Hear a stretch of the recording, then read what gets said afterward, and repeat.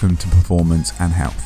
Performance and Health is the product of a mechanical engineer with a passion for human physiology and its relation to athletic performance and longevity. Although at the pointy end of things, these two goals clash with one another, there are still many similarities between the two and much to be learnt from studying both of them. Athletes, both amateur and professional, must focus on their longevity to have a long career and be successful throughout it without compromising their ability to function well into later life. And someone looking to maximise their lifespan and health span must focus on their cardiovascular health and physical strength if they are to live a long and mobile life. If you are a regular listener and have not done so yet, please be sure to leave the podcast a rating and share it amongst your friends. And if you are new, well then, enjoy your first episode, which I hope to be the first of many for you. And with that, let's get into today's episode.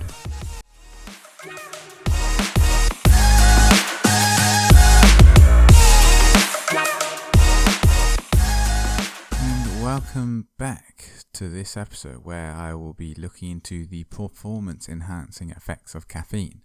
I'm not sure what kind of order I'm going to release these in, so I may already have an episode out on the health benefits and whether it's good or bad for you. But if I haven't, that is yet to come. But this episode is likely to be quite lengthy and is likely to be a two-part because the performance enhancing effects of caffeine are extremely interesting and there is a lot of information on it that has resulted in this write-up of this episode being incredibly long. So coffee itself is one of the most popular and most widely consumed beverages worldwide due to its stimulating effects on the central nervous system and its taste and aroma for coffee buffs like myself who like it for more than just the stimulating effects that it presents itself with. In 2016 alone, the production of raw coffee amounted to about 9.1 billion kilograms of coffee. And it's estimated that 2.25 billion cups of coffee are consumed each day worldwide. Coffee is a complex mixture of more than 800 volatile compounds where caffeine and chlorogenic acids are most common compounds found. Caffeine does not have to be consumed via coffee and is in sports often consumed via powders, tablets and gels, including caffeine gum as well. So, what is this episode, for those that want to know, going to actually contain? Now, the main things I'm going to cover are doping and, well, I say doping. I'm using it a bit tongue-in-cheek, but what the actual effects of it are and how can we tell from a very high level that coffee and caffeine probably have performance-enhancing effects. How caffeine works and the main method in which it acts upon the body. The key methods of action specific to sports performance and what those are. The best ways to take caffeine and like the alternative methods that can be used for consuming caffeine. Caffeine specific to endurance sports, caffeine specific to muscular endurance, strength and power. What causes the variation that we see in individuals across different studies, and even more, say anecdotally, just in the field, kind of why we see such differences between individuals. Some negative effects of caffeine, specifically caffeine's effects on sleep and how that can affect athletic performance. Its effects on cognition, what is classed as habitual coffee consumption and whether that has any effects on how caffeine affects the body. Caffeine timing, specifically around key events. Is a response to caffeine affected by how fit you are and your training status? Alternative sources of caffeine, such as chewing gum, mouth rinsing, nasal sprays, gels, bars. And then we'll wrap it all up with kind of a conclusion of summarizing everything that's happened. But this is likely to be across 2 episodes. So if you're someone who uses caffeine currently for sports performance and you want to know more about it, or you're not someone who uses it, maybe you don't like coffee itself and you've stayed away from caffeine, this is going to be the episode for you. So let's get into things. So you may be coming onto this episode and thinking performance enhancing effects. This sounds awfully like the performance enhancing drugs or whatever, but it's for good reason given various sporting bodies' historic and current view on caffeine. The International Olympic Committee, or the IOC as people will have heard it referred to as, continues to recognize that caffeine is frequently used by athletes because of its reported performance-enhancing and ergogenic effects. Caffeine was added to the list of banned substances by the IOC in 1984 and the World Anti-Doping Agency, WADA, in 2000. A doping offence was defined as having urine caffeine concentrations exceeding a cutoff of 15 micrograms per milliliter, and in 1985 the threshold was reduced to 12 micrograms per milliliter. The cutoff value was chosen to exclude typical amounts ingested as part of a common dietary or social coffee drinking patterns, and not differentiate it from what was considered to be a clear use of caffeine for the purpose of sports performance enhancement. The IOC and WADA both removed the classification of caffeine as a controlled substance in 2004, leading to a renewed interest in the use of caffeine by athletes. However, caffeine is still monitored by WADA, and athletes are encouraged to maintain urine caffeine concentration below the limit of 12 micrograms per milliliter of urine, which is, for clarity, corresponds to 10 milligrams of caffeine per kilogram of body weight mass orally ingested over several hours, and which is more than triple the intake reported to enhance performance. So clearly it is still being allowed as an ergogenic aid. Caffeine is also categorized as a banned substance by the National Collegiate Athletic Association, the NCAA. If urinary caffeine is concentrated exceeds 15 micrograms per milliliter, which again is greater than the monitored substance levels set by WADA. These are huge dosages. They are so far out of the way that you don't really have to worry about getting quote unquote popped for caffeine use. A comparison of caffeine concentration obtained during and in competition doping control from athletes in several sports federations pre-2004 versus post-2004, so when effectively the ban was lifted, indicated that average caffeine concentrations decreased in 2004 after removal from prohibited substances list. Reports on over 20,000 urine samples collected and analysed after official national and international competitions between 2004 and 2008, and again in 2015 using 7,500 urine samples, found that an overall prevalence of caffeine use across various sports to be about 74% in the 2004 and 2008 time period, and roughly 76% in 2015. The highest use of caffeine was among endurance athletes in both studies. Urinary caffeine concentration significantly increased from 2004 to 2015 in athletics, aquatics, rowing, boxing, judo, football, and weightlifting. However, the sports with the highest urine caffeine concentration in 2015 were cycling, athletics, and rowing, which is kind of a telltale sign of what's to come of what sports clearly benefit the most from caffeine.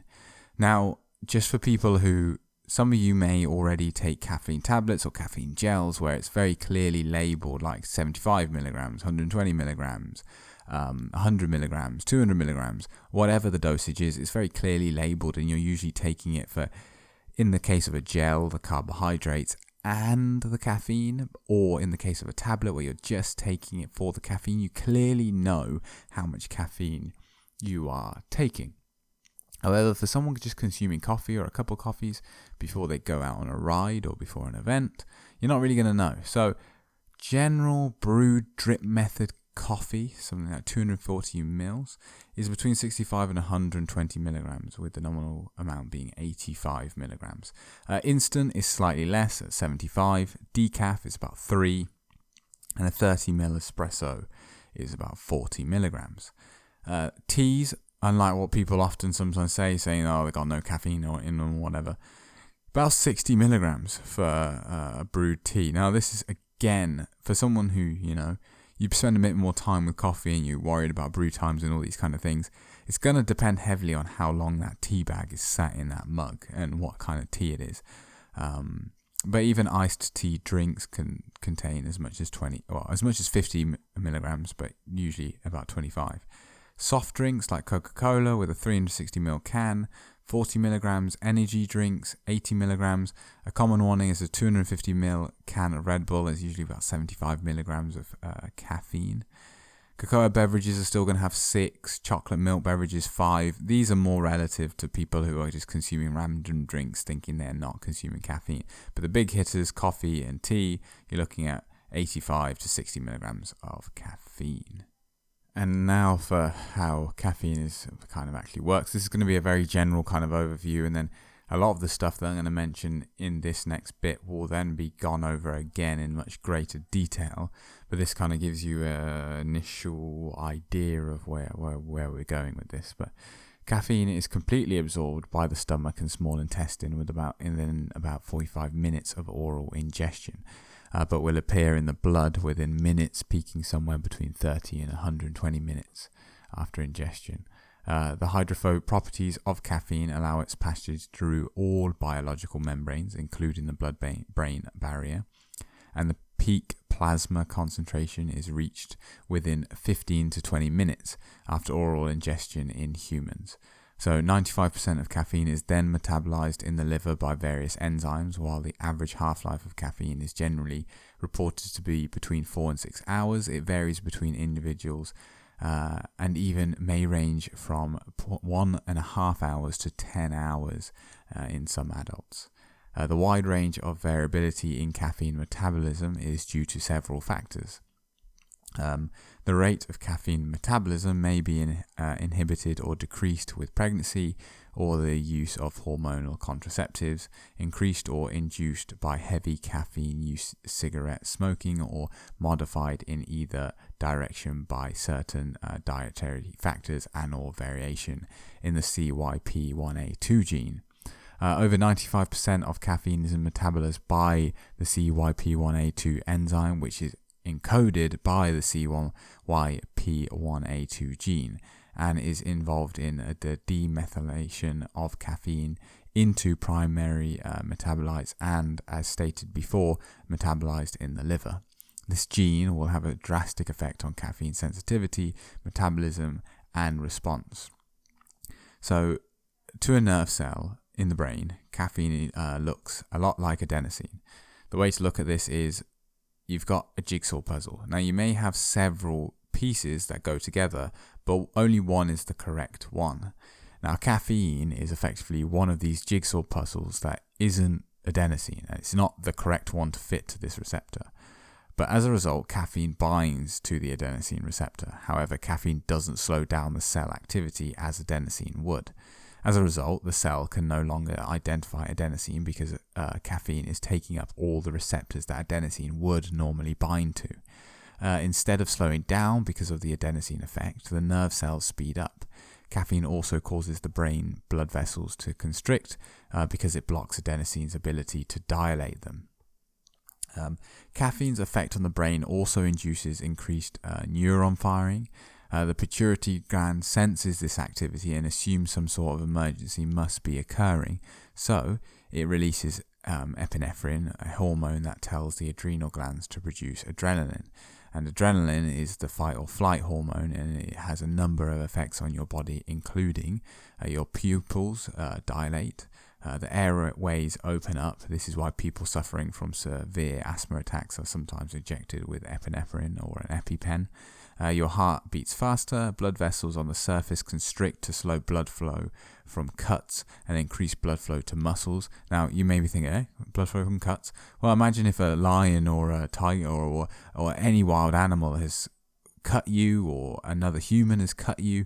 This is going to prevent as much blood loss as possible while still making you effectively combat ready. So blood pressure rises, blood flow to the stomach slows, the liver releases sugar into the bloodstream for extra energy, muscles tighten up and get ready for action. This explains why after consuming a big cup of coffee, your hands get cold, your muscles grow tense, and you feel excited and your heart beats faster. And these are all symptoms that some people can find overwhelming if they consume too much caffeine, where people will feel jittery or anxious because effectively this pent up energy and adrenaline is telling you to move, and you're there like, I just want to sit here and watch TV or whatever, or do my other stuff. So there you go, caffeine, that is why it's a key kind of stimulant. Now let's move on to the methods of action more specific to sport. I mean, although those are, let's go into kind of more detail. So several mechanisms have been proposed to explain the ergogenic effects of caffeine, including increased myofibrillar calcium availability, optimized exercise metabolism and substrate availability, as well as stimulating the central nervous system, or the CNS. Just so people know, an ergogenic effect is just something that improves physical performance. I know this is a term thrown around a lot, and people have probably looked into what it is, just to confirm. I don't know what everyone's level of understanding on this is, so try to keep it keep the understanding flowing. So, one of the earlier proposed mechanisms associated with the ergogenic effects of caffeine stemmed from the observed adrenaline or epinephrine included in enhancing free fatty acids, FFAs, free fatty acid oxidation after caffeine ingestion and consequent glycogen sparing, resulting in improved endurance performance. This substrate availability hypothesis was challenged and eventually dismissed, where after several performance studies it became clear that the increased levels of free fatty acid oxidation appeared to be higher earlier in exercise when increased demand for fuel via fat oxidation would be expected. So obviously the reason this would be so kind of key and beneficial is because on our body, we have an abundance, even in very lean people, an abundance of fat available to be used as fuel. And if you can increase your dependency on fat through caffeine ingestion and limit the amount of glycogen you're using for exercise, especially in something like cycling where you need to spare that glycogen for the high intensity points in a race, if you can keep as much of that glycogen stored, which you usually people usually say you have about an hour's worth, 90 minutes worth of glycogen on board in a kind of a lactate threshold sort of effort, then this would clearly be beneficial, but unfortunately disproved. Furthermore, this mechanism could not explain the ergogenic effects of caffeine in short duration high intensity exercise in which glycogen levels are not the limiting factor. Glycogen is necessary for these high output efforts, but if you're doing a 5-second interval, the reason you fatigue and can no longer continue past 5 seconds or 10 seconds or 5 minutes is not because glycogen's ran out. It's simply because you are now in an anaerobic state where you're using a lot of ATP stores, and that fast twitch fibers are going to fatigue and you're unable to carry on. But caffeine has a positive effect on these. So importantly, several studies employing a variety of exercise modalities and intensities fail to show a decrease in a respiratory exchange ratio, or the RER, and or exchange in serum free fatty acids, which would be indicative of enhanced fat metabolism during exercise when only water was ingested. Ingestion of lower doses of caffeine, 1 to 3 milligrams per kilogram of body mass, which do not result in significant physiological responses, i.e. changes in blood lactate and glucose, also appear to deliver measurable ergogenic effects, offering strong support for the central nervous system as the origin of reported improvements. As a result, the focus has shifted to the action of caffeine during exercise within the central and peripheral nervous system, which could alter the rate of perceived exertion, or RPE as most people know it as, muscle pain, and possibly the ability of skeletal muscle to generate force. Caffeine does appear to have some direct effects on muscle, which may contribute to its ergogenic effects. Most likely pathway that caffeine may be benefit muscle contraction is through the calcium ion Ca2+ metabolization, which facilitates force production by each motor unit. Fatigue caused by the gradual reduction in Ca2+ releases may be attenuated after caffeine ingestion. Caffeine appears to employ its effects at various locations in the body, but the most robust evidence suggests that the main target is the central nervous system, which is widely accepted as the primary mechanism by which caffeine alters mental and physical performance. So caffeine is believed to exert its effects on the central nervous system via effectively working against adenosine receptors, leading to an increase in neurotransmitters release. motor unit firing rates, and pain suppression. Now, for those who care, there are 4 distinct adenosine receptors: A1, A2A, A2B, and A3 that have been cloned and characterized in several species. These subtypes, A1 and A2A, which are highly concentrated in the brain, appear to be the main targets of caffeine. Adenosine is involved in numerous processes and pathways, playing a crucial role as a homeostatic regulator and neuromodulator in the nervous system. The major known effects of adenosine are to decrease the concentration of many central nervous system neurotransmitters, including serotonin, dopamine, acetylcholine, neuroepinephrine, and glutamate.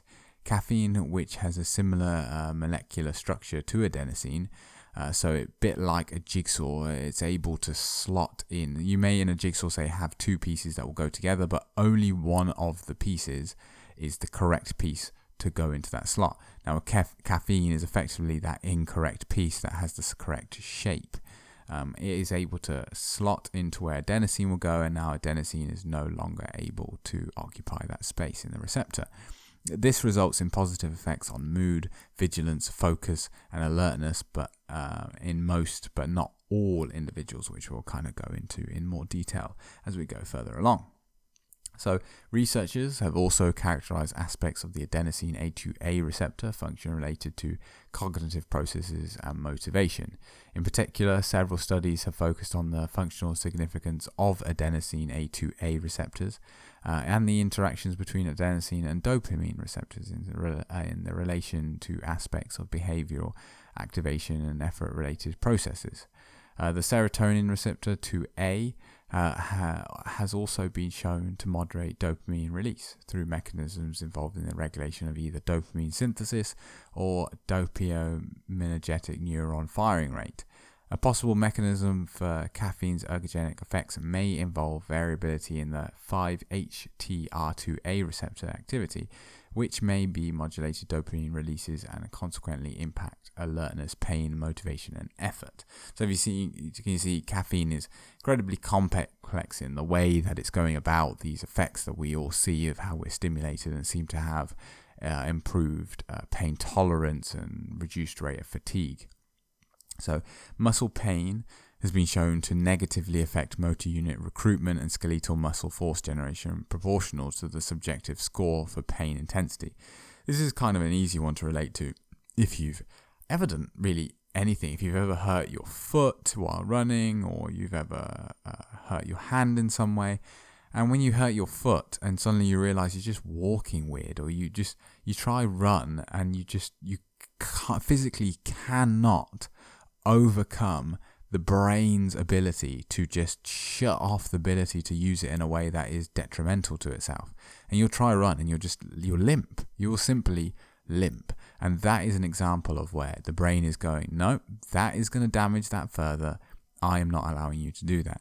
And it appears that caffeine in some way is able to mask that a bit like a painkiller would, and it makes it so the brain is no longer receiving that feedback from the injured muscle or foot or whatever it is, and you are able to continue to push through that. So it's kind of releasing the safety mechanism. So the attenuation of pain during exercise as a result of caffeine supplementation may also result in a decrease in RPE, or rate of perceived exertion, during exercise. So 2 studies have reported that improvements in performance were accompanied by a decrease in pain perception as well as a decrease in RPE under caffeine conditions. But it is unclear which factor may have contributed to the ergogenic effect. Acute caffeine ingestion has been shown to alter RPE where efforts may be greater under caffeine conditions, yet is not perceived as such. A meta-analysis identified 21 studies using mostly healthy male subjects between the ages of 20 and 35 and showed that a 5.6% reduction in RPE during exercise following caffeine ingestion. The average improvement in performance was 11% and across all exercise modalities. As always, the results will vary from study to study, and therefore I tend to take them as not 100% given. Like, if I'm going to consume caffeine, I will see a 10% improvement in my physical performance.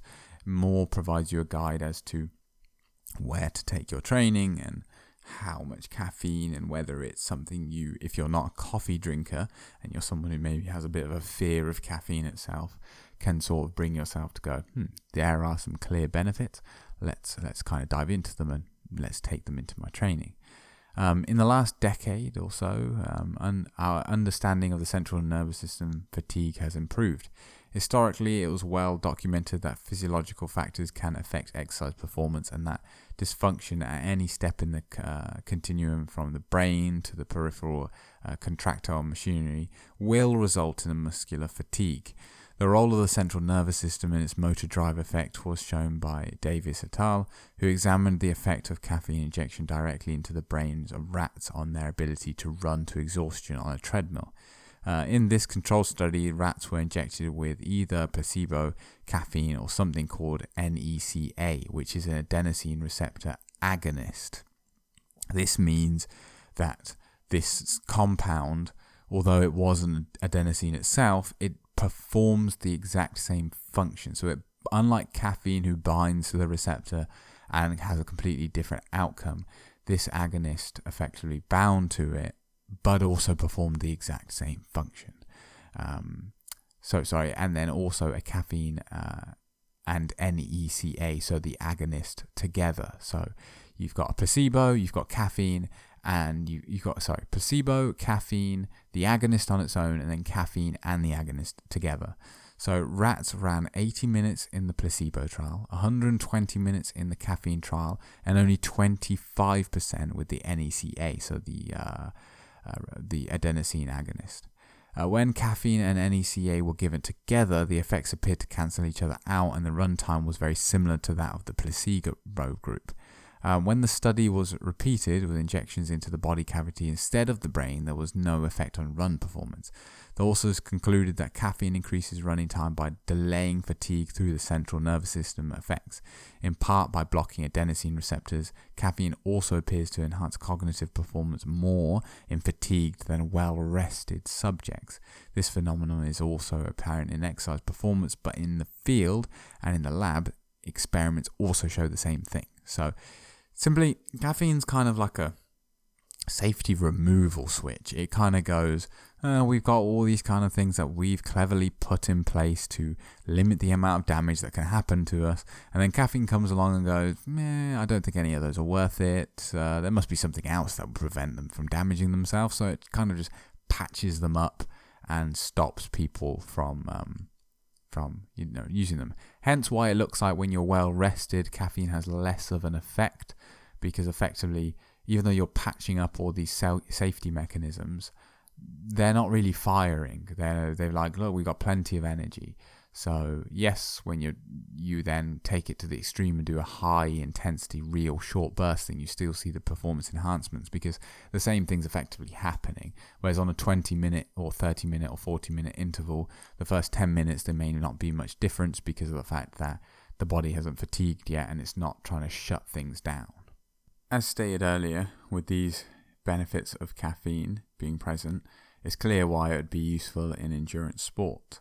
For example, the caffeine concentration in over 20,000 urine samples obtained for doping control from 2004 to 2008 was measured after official national and international competitions.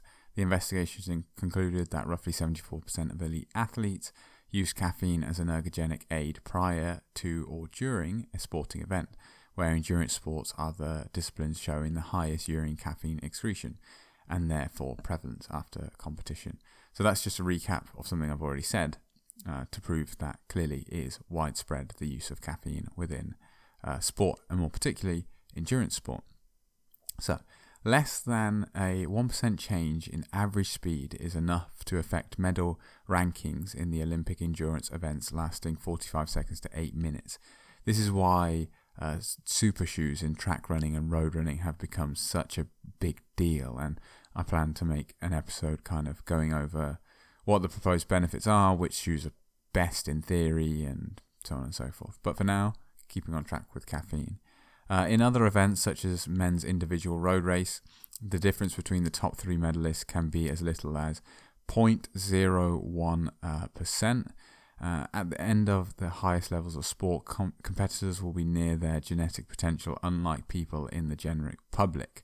They do not have much more room to grow, and execution and supplements become key in improving by that narrow percentage.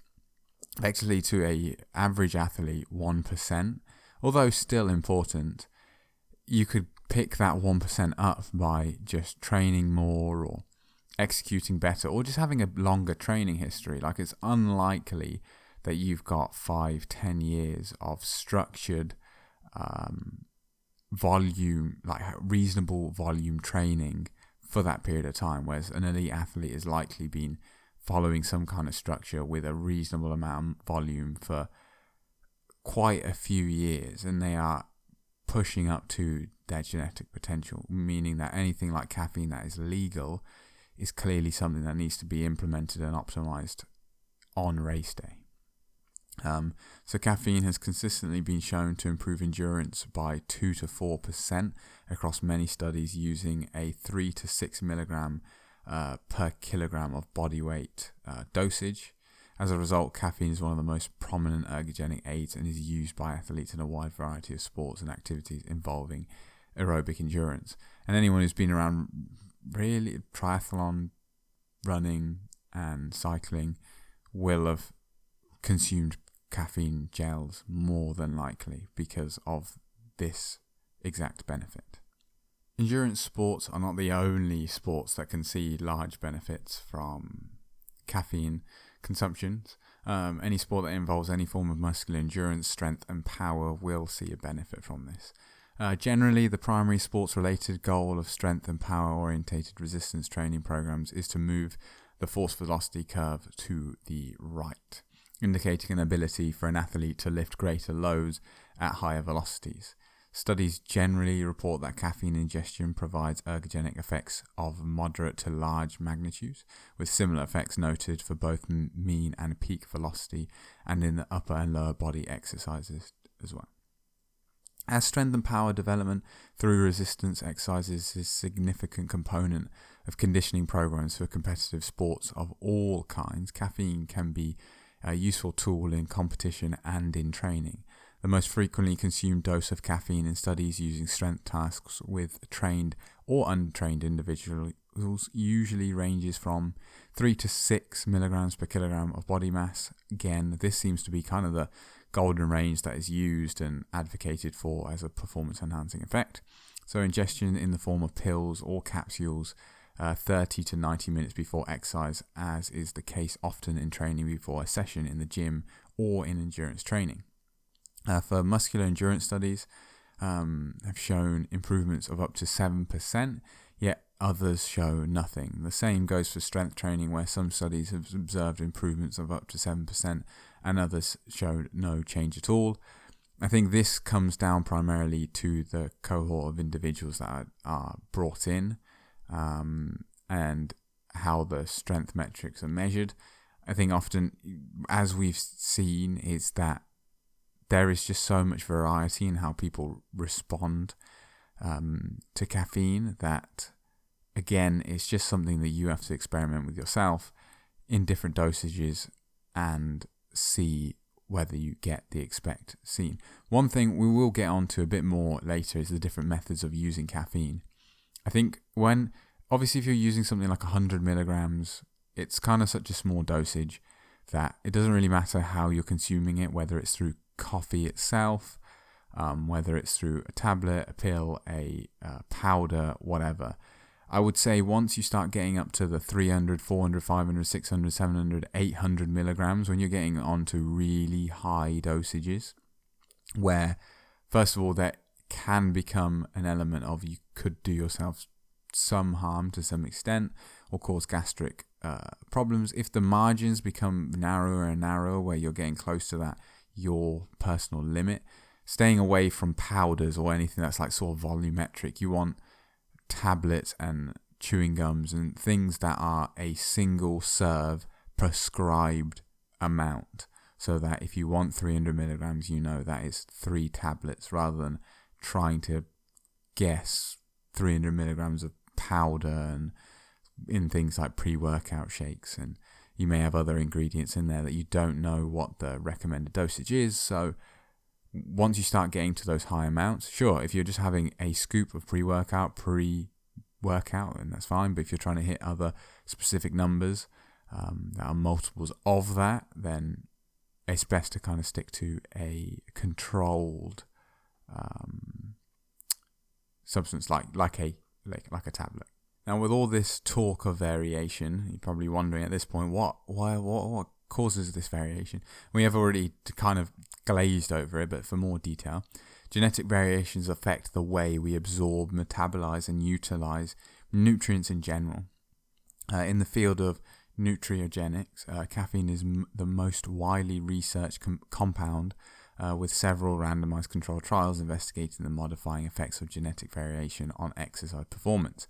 A large study examined the effects of caffeine and CYP1A2 genotype on a 10-kilometer cycling time trial performance in competitive male athletes, both endurance and power sports, after ingestion of a placebo and caffeine doses of 2 mg low dose, 4 mg moderate dose per kilogram of body mass. There was a 3% improvement in cycling time with the moderate dose in all subjects, which is consistent with previous studies using similar dosages. However, there was a significant caffeine gene interaction improvement. There was a significant caffeine gene interaction. Improvements in performance were seen at both caffeine doses, but only in those with the AA genotype, who are fast metabolizers of caffeine. In that group, a 6.8% improvement in cycling time was observed at 4 mg per kilogram, which is greater than the 2 to 4% mean improvement seen in several other studies using cycling time trials and similar dosages. Again, showing just how vast the differences in performance improvements can be depending on who you are and what your genotype is. Among those with the CC genotype, i.e. slow metabolizers, a 4 mg per kilogram caffeine impaired performance by 13.7%, where no difference was observed between the placebo and 2 mg of caffeine, 2 mg per kilogram of caffeine. In those with the AC genotype, there was no effect of either dose. The findings are consistent with previous studies that observed a caffeine gene interaction indicating improved time trial cycling performance following a caffeine consumption only in those with AA genotypes. The best thing you can do with this information, to be honest, is to experiment with yourself and see what sort of dosages you can get away with in training and whether or not you notice any large differences. A good way of doing this is planning breakthrough sessions on a weekend morning so that you can load up on caffeine without affecting sleep. With that in mind, this highlights the particular issue with caffeine, especially in team sports practice. Amateurs will often practice late in the evening, meaning that taking caffeine to improve performance during training, unfortunately, will affect their sleep. And with that, you can, target really key sessions where either it's going to be extremely hard and extremely physical, or there is going to be a lot of cognitive load that is going on that you need to pick up new drills, maybe in the pre-season and so on. And ideally, that hard session is as far away from your game weekend, so if you do impair sleep, you have time to reset all that and catch back up. But again, it highlights why it may not be used as much in those kind of settings. Now, this moves us nicely onto the effects of caffeine on sleep. The effects of caffeine on sleep are widely studied. Sleep is an essential component of physical and psychological recovery from and preparation for high-intensity training in athletes and learning of new skills. Chronic, mild to moderate sleep deprivation in athletes has in some cases been attributed to caffeine intake and may result in negative or altered impacts on glucose metabolism, neuroendocrine function, appetite, food intake, and protein synthesis, as well as attention, learning, and memory.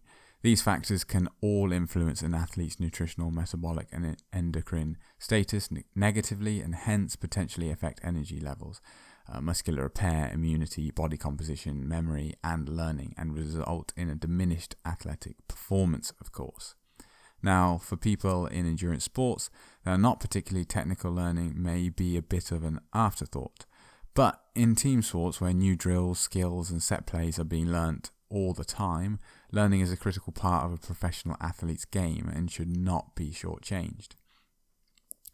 Objective sleep measures using actigraphy or carried out in a laboratory conditions with EEG have shown that caffeine negatively impacts several aspects of sleep quality, such as sleep latency. This is the time it takes you to fall asleep. WASO, which is wake time after sleep onset. Sleep efficiency and duration. Studies in athletes have also shown adverse effects on sleep quality and markers for exercise recovery after a variety of doses of caffeine ingestion. Although caffeine is associated with sleep disturbances, caffeine has also been shown to improve vigilance and reaction time and improve physical performance after sleep deprivation.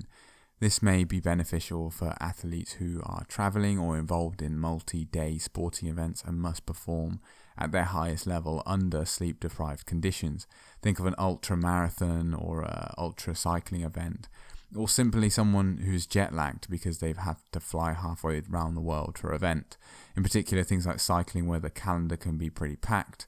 In Olympic years, for example, you may get a very short break between your race calendar in the world tour and then your Olympic road race or time trial, and then have to fly back to do further racing. And caffeine during this jet lagged period can be and is very useful. Even though caffeine ingestion may hinder sleep quality, the time of day at which caffeine is ingested will likely determine the incidence of these negative effects.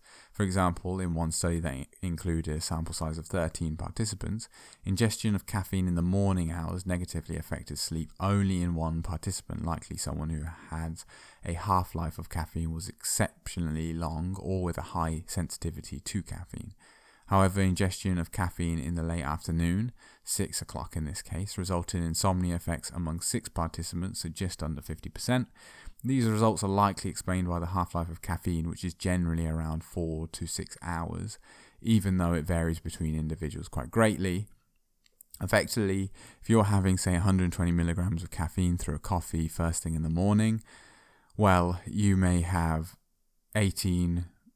16 hours before you have to go to bed.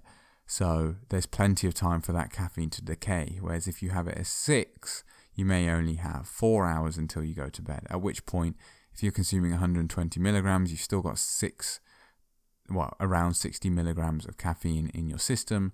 And say the threshold for you to have insomnia is 50 milligrams, which again would vary between individuals, but say is 50 milligrams, then you are going to suffer from these negative effects and impacts on your sleep quality. There's an element of this for me that says if you have late training sessions, maybe just keep caffeine for key sessions or load it earlier in the day, so there is some benefit but not enough that carries over into sleep, or simply avoid it at all costs. You have to come to the conclusion of which is key.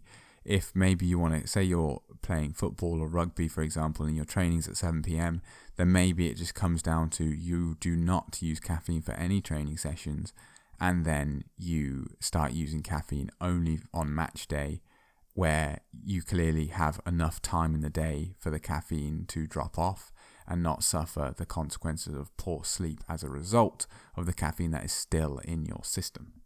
And with that, this will be the end of part 1 of the performance enhancing effects on caffeine. In the next episode, I will be going over the effects on cognition, defining habitual caffeine consumption, the effects of caffeine timing, when's best around workouts, depending on different types of caffeine ingestion. Is your response to caffeine affected by your training status and how fit you are?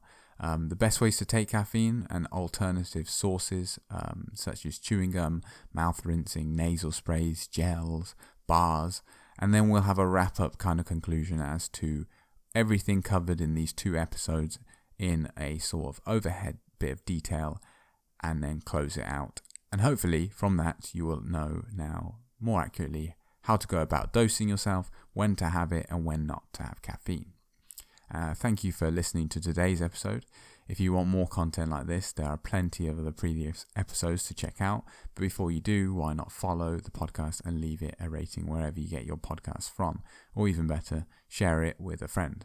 For any comments, feedback, or if you would like to suggest a topic for future episodes, I can be contacted at thevo2lounge@gmail.com. And with that, I will see you in the next one.